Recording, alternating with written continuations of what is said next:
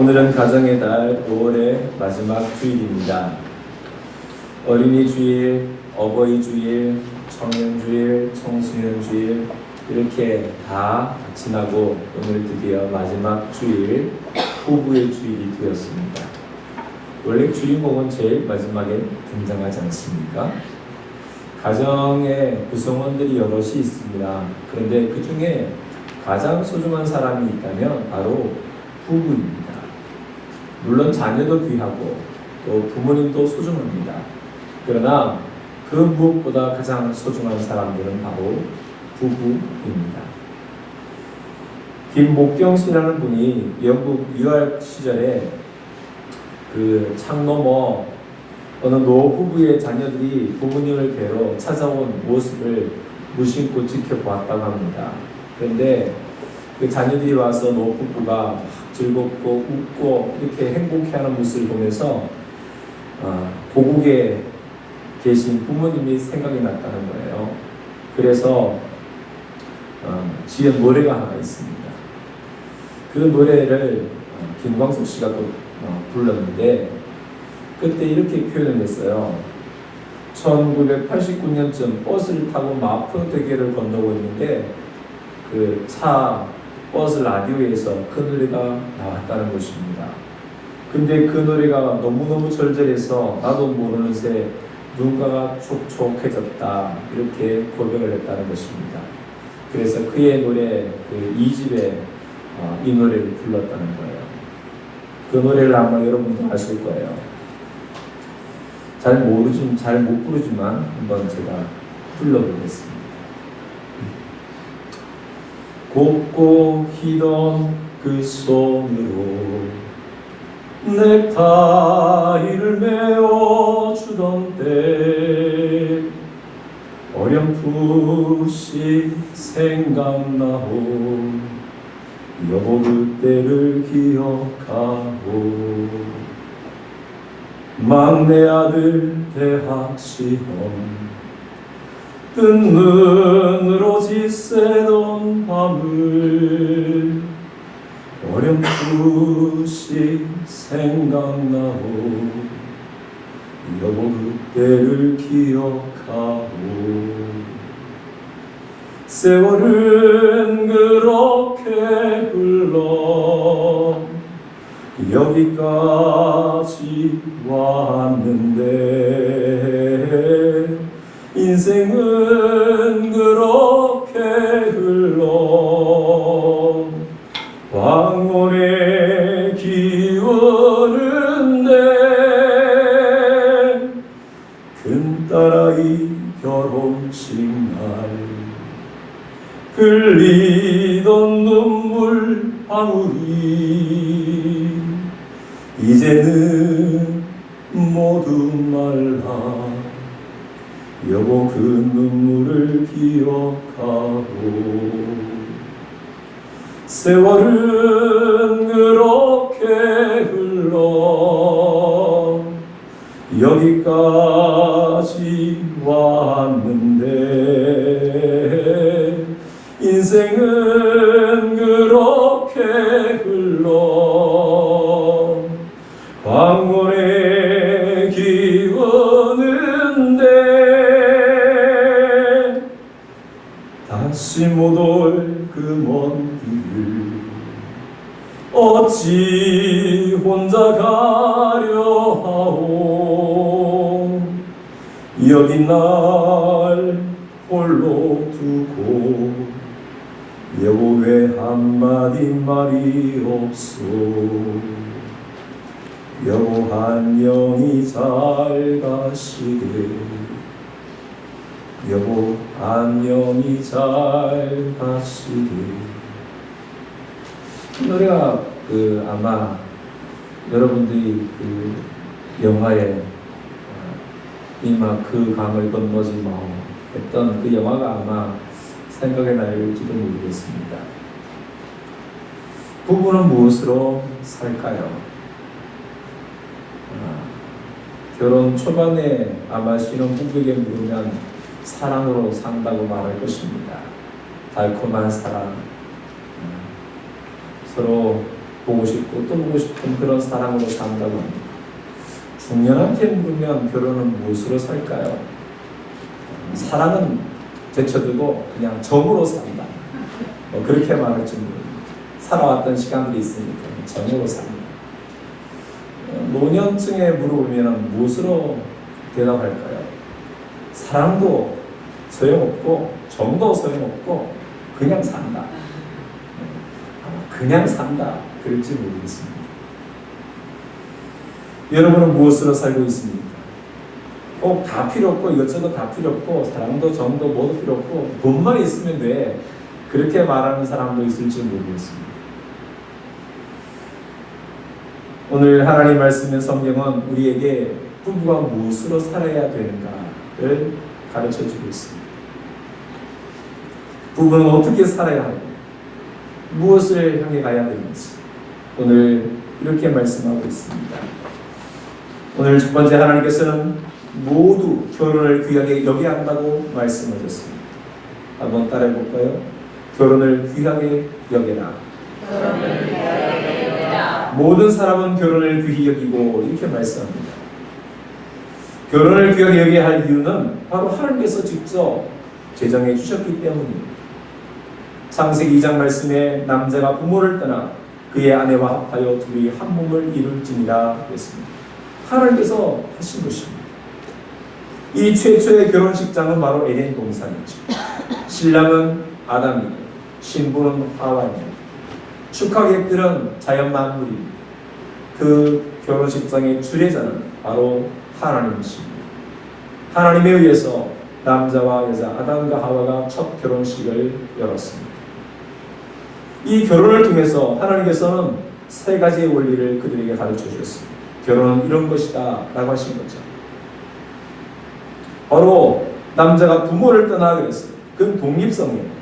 상호 책임을 지닌 성숙한 존재로서 부모로부터 독립하는 독립성입니다. 부부는 서로를 책임지는 관계입니다. 서로를 보호해주고 또 서로를 세워주기 위해서 협력하는 그런 책임적인 관계입니다. 성숙하지 못한 부부는 자신만을 생각합니다. 자기 이야기만 들어주길 바라고 자기 요구만 응답해주길 바라고 자신의 행복만을 생각하는 거예요. 그 사람이 뭐 아프든 말든 나만 행복하면 돼요. 이런 생각을 하는 것은 아직 성숙하지 못한 부부죠. 그러나 성숙한 부부는 상대방을 먼저 생각합니다. 상대방의 이야기를 경청하고 상대방의 유익을 위해서 자신을 희생할 줄 압니다.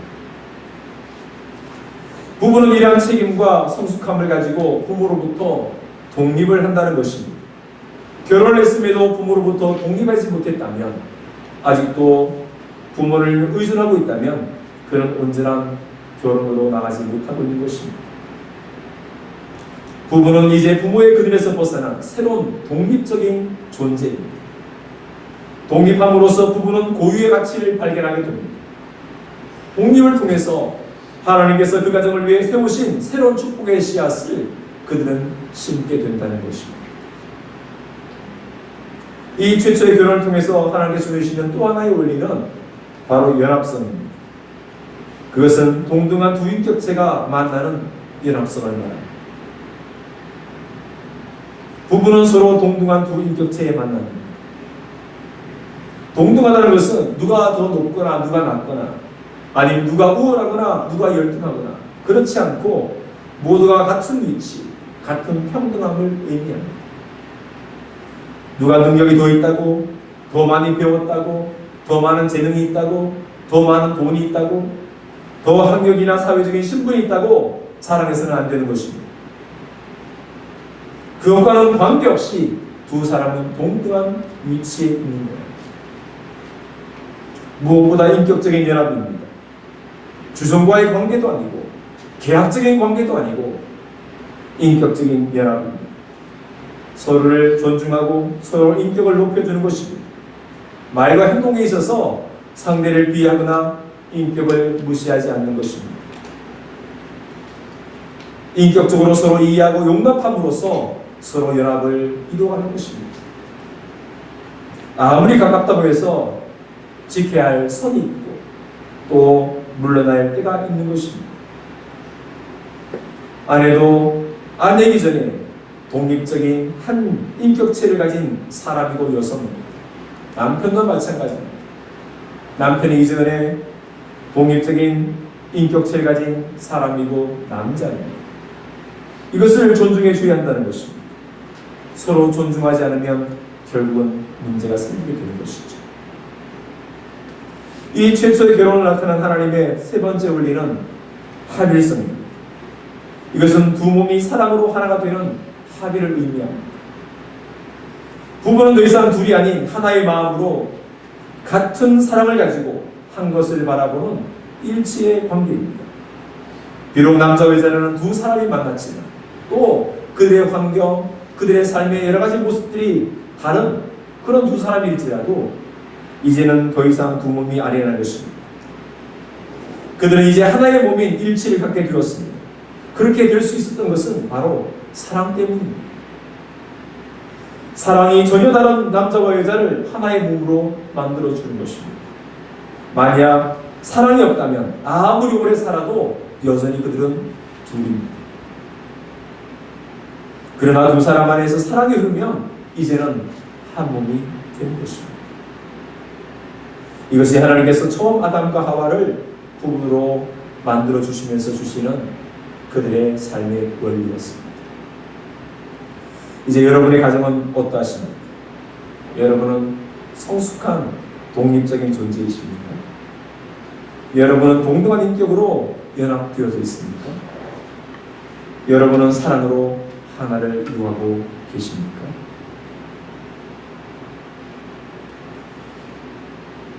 우리가 이러한 부부 관계를 새롭게 재정립해야 할 이유가 있습니다. 그것은 바로 이 결혼의 완전한 몸을 보여주신 예수 그리스도, 또 그의 교회를 통해서 우리에게 말씀하고 있기 때문입니다.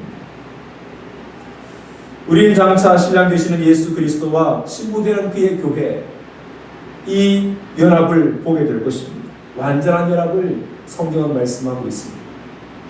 이 신비한 부부의 관계가 완성되는 것이 바로 이 예수님을 통해서 우리에게 가르쳐주신 것입니다.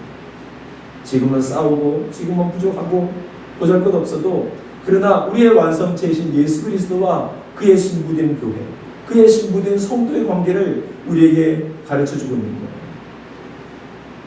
그래서 왜 부부가 깊은 관계를 맺어야 되는지를 깨닫게 해주는 것입니다. 예수 그리스도 없이 교회가 존재할 수가 없습니다. 불가능합니다. 마찬가지로 교회가 없이 예수님의 위대함을 나타낼 수가 없습니다. 그래서 예수님과 교회는 더 이상 뗄 수 없어서 그 관계를 머리와 몸이다 이렇게 표현했습니다. 예수님은 교회의 머리가 되십니다. 교회는 그분의 몸이다 이렇게 표현합니다. 그것처럼 여자의 머리는 남자이고 여자는 남자의 몸이라는 의미입니다. 갈빗대는 바로 몸을 나타내고 있죠. 이것은 남자가 여자보다 더 높은 위치에 있다는 의미가 아닙니다. 두 관계는 뗄 수 없다는 의미입니다. 머리 따로 몸 따로 어떻게 존재하겠습니까? 그건 죽은 사람이에요. 그것처럼 남자와 여자는 뗄 수 있는 관계가 아니라는 것입니다. 한 몸인 거예요. 이 뗄 수 없는 신비의 관계가 바로 부부입니다. 오늘 부부주일에 주시는 두 번째 말씀은 잠자리를 더럽히지 말아야 한다는 것입니다. 한번 따라해볼까요? 잠자리를 더럽히지 말아야 한다. 잠자리를 더럽히지 말아야 한다. 오늘 이렇게 말씀합니다. 침소를 더럽히지 않게 하라 말씀하셨습니다. 하나님께서 부부에게 주신 아름답고 기쁜 즐거움은 바로 잠자리죠. 이 잠자리를 통해서 서로의 사랑을 확인하고 서로를 더 깊이 알아가는 것입니다. 이 알다라는 히브리어 말은 야단데 이것은 함께 잠을 잔다, 깊은 관계를 맺는다는 이런 의미입니다. 그래서 잠자리를 통해서 서로를 더 깊이 알아가는 것이라는 것입니다. 그러나 많은 경우 부부가 아닌 다른 사람들과의 성적인 범죄를 통해서 침소를 더럽히는 이런 일들이 지금 많아지고 있다는 것입니다. 이것은 하나님께서 제정하시고 우리에게 거룩하게 하신 이 결혼을 욕되게 하는 것입니다. 이것은 하나님을 모욕하는 행위인 것입니다. 왜 이들은 부부가 아닌 다른 여자나 다른 남자들을 더 찾는 것입니까? 한마디로 말하면 자신의 성적인 욕구를 충족하기 위해서입니다. 그것은 정욕을 따라 행동하는 일입니다. 사도 바울은 말세에 일어날 일들에 대해서 여러 가지 열거했습니다. 그 중에 하나가 이렇게 말씀합니다. 절제하지 못하며 쾌락을 사랑하기를 하나님 사랑하는 것보다 더하며 이렇게 말씀하셨습니다. 이들은 자신의 정욕에 이끌리는 대로 또 성적 자기 결정권을 존중해달라고 외치면서 점점 타락의 길로 빠져들어가고 있습니다. 부부가 아니더라도 서로가 좋다면 법이 처벌할 수 없다는 것입니다. 그래서 많은 선진국들이 이 간통죄를 폐지했습니다. 독일이나 프랑스나 미국이나 많은 나라들이 간통죄를 폐지했습니다. 그러면서 이것이 세계적으로 폐지 추세라고 말하고 있습니다. 우리나라도 간통죄를 폐지했지 않습니까? 사람들에게 이 간통법은 거북스럽습니다. 불편한 조항이죠. 그래서 없어져야 할 법이라고 말합니다. 그러나 여러분, 우리가 간과해서는 안 되는 것이 있습니다. 바로 하나님의 공의의 법입니다. 왜 우리에게 법을 주셨습니까? 이것은 이 법을 통해 하나님의 공의를 드러내도록 하신 것입니다. 세상의 모든 법은 그 상위법인 하나님의 법에 우리가 거스려서는 안 된다는 것입니다. 하나님의 법을 거스리면 아무리 좋은 법을 만들어도 그 법은 결국 인간들을 파괴하는 일을 합니다. 그런데 하나님은 이러한 침소를 더럽힌 행위에 대해서 반드시 심판하시겠다고 오늘 단호하게 말씀하셨습니다. 인간은 간통죄를 없앨지 모르지만 하나님은 그런 자를 심판하시겠다고 말씀하셨습니다. 음행하는 자와 가늠한 자는 하나님의 심판을 받을 것이라고 오늘 성경 분명히 우리에게 가르쳤습니다. 음행하는 자가 무엇입니까? 결혼 외에 다른 방법으로 성적인 관계를 맺는 것입니다. 그런 사람들을 음행했다고 말합니다. 결혼이 아닌 다른 방법으로 여자나 남자를 만나고 이렇게 하룻밤 사는 것, 이게 다 간음입니다. 음행입니다. 간음은 결혼 때에 다짐했던 그 소원을 깨는 것입니다. 그래서 이러한 두 불의 행위는 불법적인 성행위를 가리킨 것입니다. 그래서 하나님께서는 반드시 심판하시겠다고 말씀합니다. 오늘날 많은 젊은이들이 결혼과는 무관하게 성적인 관계를 맺고 있습니다. 점점 그 나이대가 어려지고 있다는 것이 큰 문제입니다. 또한 결혼한 사람들조차도 자신의 아내나 남편 외에 다른 사람을 만나고 있다는 것입니다. 그것은 비단 일반인뿐만 아니라 종교계, 특히 교회의 목회자들조차도 이런 일을 저지르고 있습니다. 정말 부끄러운 일입니다. 우리는 결코 우리의 잠자리를 더럽혀서는 안 됩니다. 결코 다른 여자나 남자에게 눈을 돌려서는 안 되는 것입니다. 잠언 말씀에 내가 젊어서 얻은 아내를 행복하게 하고 그녀와 함께 즐거워하게 하라 말씀을 했습니다. 내가 젊어서 얻은 그 아내를, 그 아내만을 바라보라는 거죠. 함께 행복하고 함께 즐거워하는 거예요. 오직 하나님께서 내게 짝져 주신 지금의 아내, 지금의 남편만을 귀히 여기고 사랑해야 하는 것입니다. 이 말씀의 신비는 우리의 신랑 되시는 예수님과 그 어떤 다른 것과 겸하여 사랑할 수 없다는 거예요. 우리는 오직 예수 그리스도 그분만을 사랑해야 합니다. 그러나 세상의 재물을 더 사랑하고 세상의 향락을 더 사랑하고 세상의 즐거움을 더 사랑하게 되면 결국은 우상 숭배가 되는 거예요. 그것을 영적인 간음이라고 합니다. 때문에 우리는 오직 일편단심 예수님만을 믿고 그분만을 사랑해야 합니다. 세상의 눈을 돌려서는 안 되는 것입니다.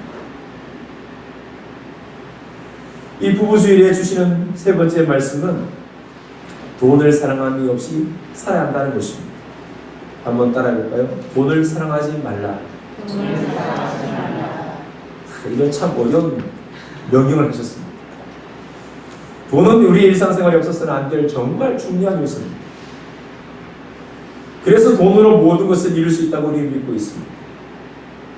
돈으로 우리의 삶을 결정하고 돈으로 우리의 꿈을 실현할 수 있고 돈으로 하고 싶은 일들을 우리 마음껏 누릴 수가 있습니다. 가치의 판단도 돈으로 합니다. 그리고 잘못을 했을 때 용서를 구할 때도 우리는 돈으로 합니다. 돈으로 다 하는 거예요. 모든 것이 돈이라는 그 물질 문명의 시선으로 사물을 인식하고 있다는 것입니다. 돈이면 다 돼 라는 생각입니다. 그래서 이제는 돈으로 천국도 살 그런 기세입니다. 돈만 많이 주면 천국도 가지 않을까. 그러다 보니 이 부부의 연합도 돈으로 맺어지고 있는 것처럼 느껴집니다. 돈이 있으면 부의 관계가 유지되고 돈이 없으면 그만 부부의 관계도 깨지는 이런 일들이 우리 주변에 일어나고 있습니다. 그래서 사람들은 돈에 대해서 더 사랑하고 돈을 더 집착하게 있는지도 모릅니다. 갈수록 부부의 사랑이 커져가야 되는데 갈수록 돈에 대한 사랑이 커지고 있다는 것입니다. 우리는 돈이 무생물이어서 사용하는 사람에 따라 달라진다고 말합니다. 돈은 무생물이어서 좋은 사람이 쓰면 좋은 곳으로 쓰여지고 나쁜 사람이 쓰면 나쁘게 쓰여지고 그렇게 한다고 생각하죠. 그러나 그렇지 않습니다. 돈은 그 자체만으로 강력한 힘을 갖고 있습니다. 그래서 이런 말을 하는 사람이 있어요. 나이 30 넘었는데도 돈 없는 남자는 진짜 무생물 취급당합니다. 아무런 인기도 없고 뭐 누구 하나 관심도 받지 않는 그런 시대가 됐다. 이렇게 하소연 사람도 있습니다. 이 돈에 대한 탐욕은 결국 타인의 권리를 생각하지 않고 자신의 욕망만을 채우게 할 뿐인 것입니다. 돈을 사랑할수록 가족과의 관계를 통해서 얻어지는 그런 소소한 행복, 작은 행복들을 다 빼앗기고 마는 거예요. 더 위험한 것은 마음의 두 주인을 섬김으로써 결국은 하나님보다는 돈을 더 신뢰하게 된다는 것입니다. 또 하나님과 점점 거리가 멀어지니까 범죄하게 됩니다. 결국은 돈이라는 우성 숭배에 빠짐으로써 그 영혼이 점점 깊은 수렁 속으로 빠져들어가게 된다는 것입니다. 살아가면서 돈은 반드시 필요하지만 그렇다고 돈 때문에 돈에 의해서 사는 것은 아닙니다. 돈을 사랑함으로 결국 자신의 영혼을 잃어버리게 되는 사람이라면 정말 불쌍한 인생을 살게 되는 것입니다. 우리는 돈이 아니라 신뢰와 사랑, 믿음과 격려를 통해서 부의 관계를 더욱더 굳건하게 다져야 하는 것입니다. 혹시 부부가 앉아 계시다면 이렇게 말했으면 좋겠습니다. 아내는 남편에게 부부 앉아 계신 분이 많지 않네요. 그래도 집에 가서 하시라고 해주세요. 아내가 남편에게 이렇게 말해주세요. 나는 당신을 믿어요. 아내 되시는 분 남편한테 얘기했어요. 나는 당신을 믿어요. 집에 가서 얘기하세요. 나는 당신을 믿어요. 나는 당신을 믿어요. 남편 아내에게 뭐라고 말해야 될까요? 나도 당신을 믿습니다. 당신 정말 수고했어. 고마워. 해보세요. 정말 수고해서 고마워. 이종희 집사님, 해보세요. 수고해서 고마워. 맨날 해요. 아, 그래요? 아, 역시 훌륭한 남편이십니다. 부부주일에 맞아서 결론적으로 이렇게 말씀합니다. 지금 가지고 있는 것으로 만족해야 합니다. 왜냐하면 주님께서 친히 이렇게 말씀하셨어요. 내가 결코 너를 떠나지도 않고 버리지도 아니하겠다 말씀하셨습니다. 우리의 삶에 정말 필요한 것은 이렇게 많은 것이 아닙니다. 바울은 우리에게 이렇게 권면했습니다. 우리는 아무것도 세상에 가지고 오지 않았으므로 아무것도 가지고 떠날 수가 없습니다. 우리는 먹을 것과 입을 것이 있으면 그것으로 만족해야 할 것입니다. 많은 가전제품들, 많은 액세서리들, 많은 옷과 신발들, 온갖 유행하는 것들, 정말 우리 눈을 즐겁게 하는 것들이 너무너무나 많습니다. 그러나 그 모든 것이 우리에게 다 필요한 것은 아닙니다. 제품이야 내가 필요하다고, 내가 있으면 좋다고 선전하지만, 그러나 우리가 그 모든 것이 다 필요한 것은 아니에요. 지금 가지고 있는 것들, 내게 주어진 것이 소중한 것이지 그냥 전시된 것이 무엇이 소중하겠습니까? 무엇보다 모든 것을 아시고 채우시는 주님께서 나를 떠나지 않으시고 나를 버리지도 않으시겠다고 약속하셨습니다. 천지를 지으신 주님께서, 나의 머리칼까지 다 쓰시는 주님께서 우리와 함께 주시겠다고 말씀하셨다면 더 이상 우리는 부족함이 없는 것입니다. 여호와는 나의 목자시니 내가 부족함이 없으리라. 그것이 큰 것이든 작은 것이든 값비싼 것이든 값싼 것이든 그것은 상관이 없습니다. 주님께서 주신 것으로 내가 감사하고 주님께서 주신 것으로 내가 만족하고 살아간다면 그것이 행복이고요. 그것이 우리의 인생을 즐겁게 하는 것입니다.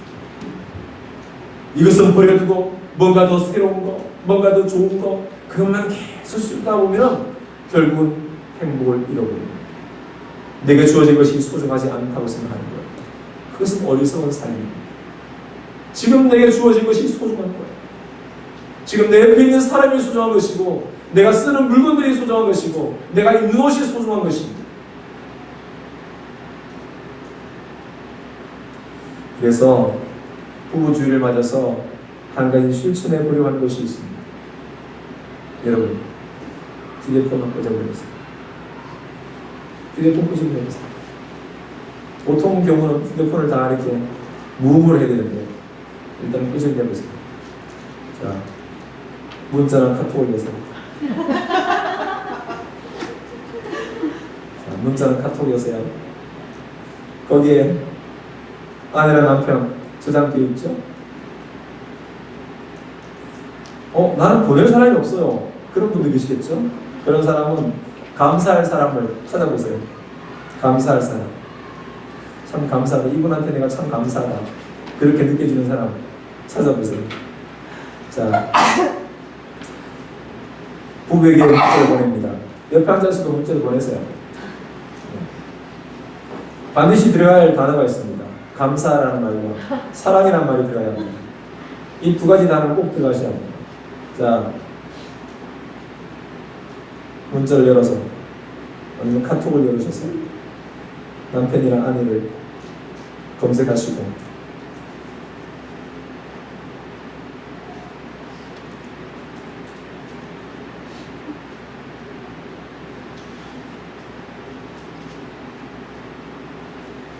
보냅니다.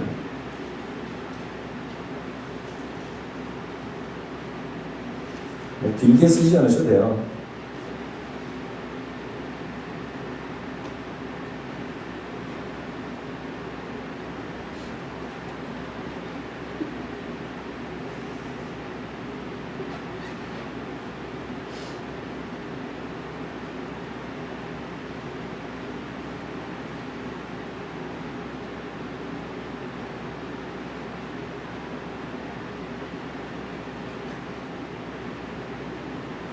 다 배우셨나요?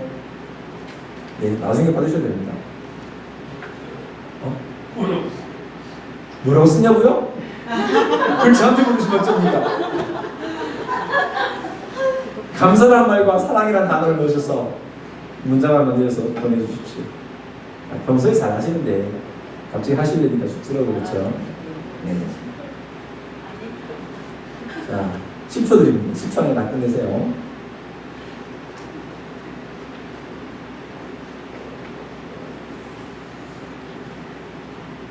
어떤 글에 부부 십계명을 이렇게 기록을 해놨더라고요. 자, 읽어드릴게요. 두 사람이 동시에 화내지 말라. 화가 났을 때 큰 소리를 내지 말라. 눈은 허물을 보지 말고 입은 실수를 말하지 말라. 다른 사람과 비교하지 말라. 아픈 곳을 긁지 말라. 화를 품고 침상에 들지 말라. 처음 사랑을 잃지 말라. 갈등이 있어도 단념하지 말라. 숨기지 말고 정직하라. 부부는 하늘의 섭리로 됨을 믿으라. 10가지를 기록했어요.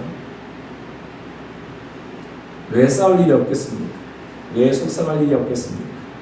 어떤 때는 헤어지고 싶은 마음이 왜 없겠습니까?